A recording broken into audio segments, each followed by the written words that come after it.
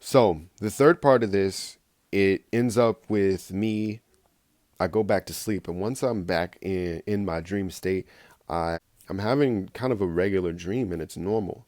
But then all of a sudden, I wake up, and I'm actually, in my waking state. Um, something felt off in my waking state, so I kind of started scanning the room. But when I scanned the room, what happened was I kind of ended up my scan came back to me, and I went into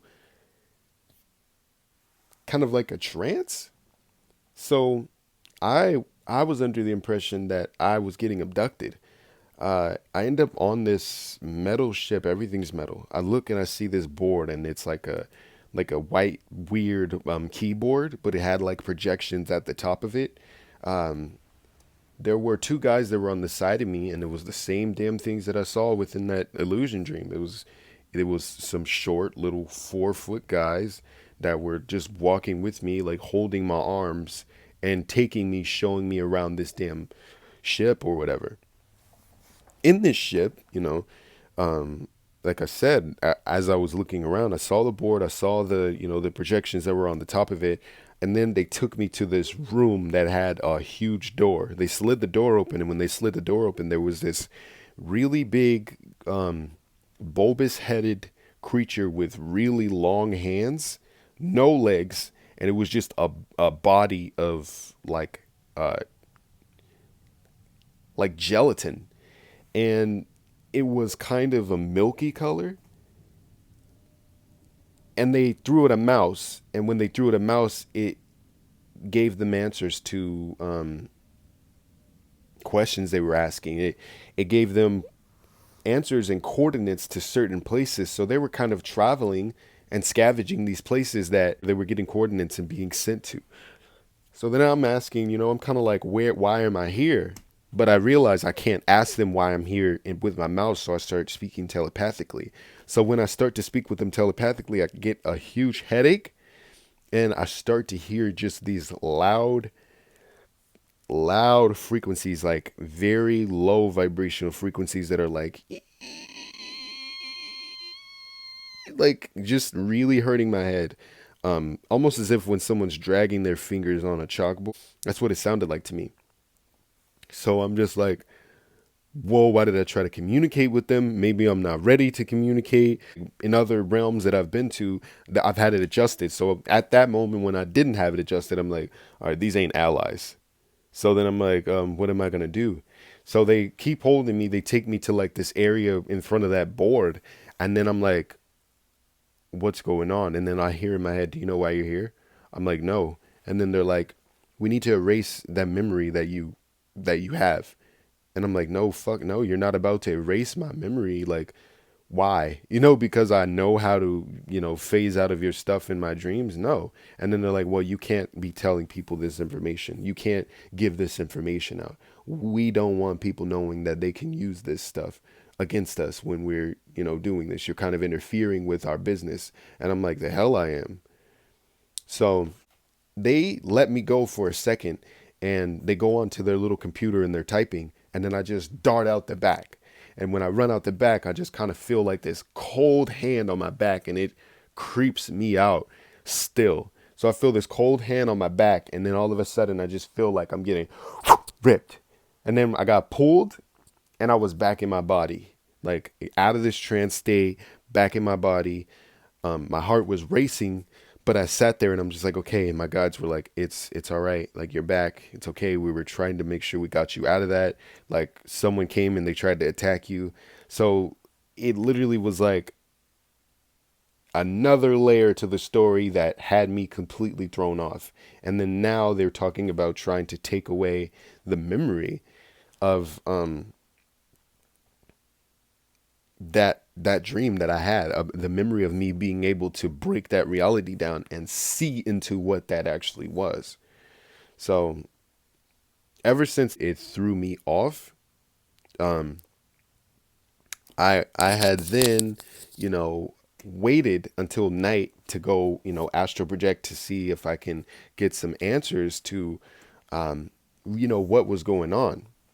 I'm not, ooh, I'm not sure how to say that, but this area was, it's referred to as Area 51. This is where I ended up going. When I first got there, I walked down so many stairs. There were so many stairs, so many, and they were metal. So I'm walking all the way down,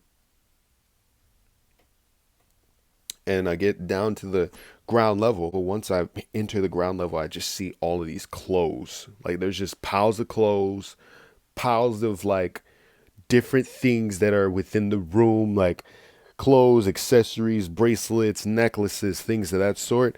And then I see a little like a kind of like a silhouette, but it wasn't a little one. It was tall. This one was probably like 6 to 7 feet tall. The lights were off. Like I didn't see anything within the room. I was just able to see like that there were obviously piles of clothes, but the lights were off. Like it was just pretty dark. So I was surprised that I was able to make those things out.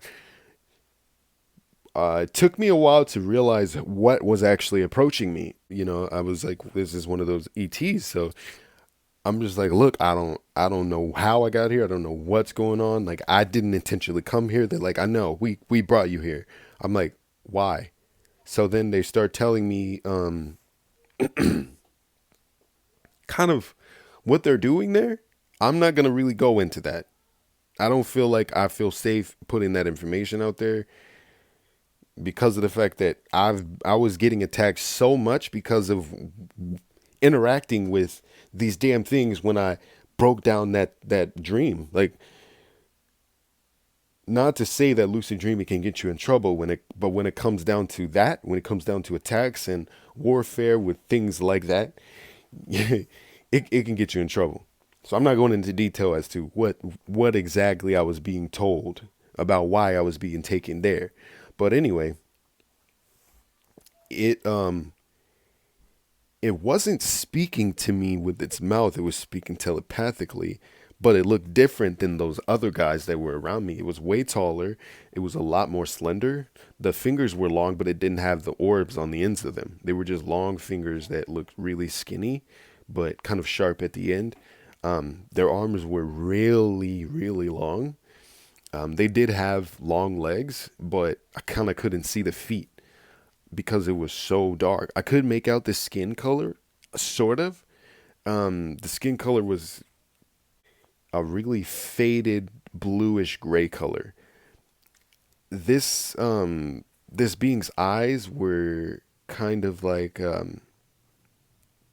just the abyss with a lot of stars. So the eyes look like a galaxy, like you're hypnotized if you were to look into the eyes of these things. He starts telling me about why his eyes look like that and what they use in this installment plate, like in this facility, to help them to see better when they come to, kind of when they come to Earth, because they use filters over their eyes. So I'm like, so you use filters to cover your eyes because the light's too bright here? And I was like, that's what's going on. And it responded to me, yes. But mind you, I'm speaking to this thing telepathically. I don't know what's going on. I don't know really what's going on. It tells me it wants to show me something. So I'm like, okay, where are we going to go? He's like, just stand there. Eyes of this thing. And when I look into the eyes, I see like, I see a freaking, a guy with a navy blue jumpsuit, and it has like navy on the suit in the back. He has a wrench, and he's just like doing this motion like this on the ship, like a certain piece that he's just doing the motion on, but it's a really big wrench. And as he's doing this, it's kind of like the ship is going in and out of existence. So as I'm looking at this freaking ship, I just see these runes on it, and it's like it's coming in and out of existence with a cloak. And these runes or whatever was on it was like a cloaking technology that I was seeing. while I'm looking at this guy that took me into this vision is explaining to me what I'm seeing, and I was in fact actually seeing reverse engineered technology. Basically, what he started telling me was that what I had been experiencing was reverse engineered technology that was being used to harness information from me. So this whole entire warfare or whatever wasn't actually extraterrestrials. So this had me concerned if when it comes to um, astral traveling, lucid dreaming, and everything. So that's the reason why after I had that experience, I immediately started exercising like precautions on doing banishings, protecting myself, using shields on my aura, studying more things into that. Now I feel like I've gotten to the point where I'm actually okay. But when I was having this interaction with this particular being, he made me feel comfortable. Don't get me wrong. He started telling me about how they have like all of these telepaths that they utilize, or psychics that are hired to speak with these species that are within those installments to kind of get information and establish communication with the creatures that are being housed there. Now, he started telling me that they that they give the wrong information sometimes, like just to kind of throw them off. But there's methods that are used to kind of pry the information from them. Um, Let me know what you guys think. There's a lot more to it, but it's just going on so long. I don't want to make a super overdrawn video, about this whole concept. I'll probably just continuously put parts out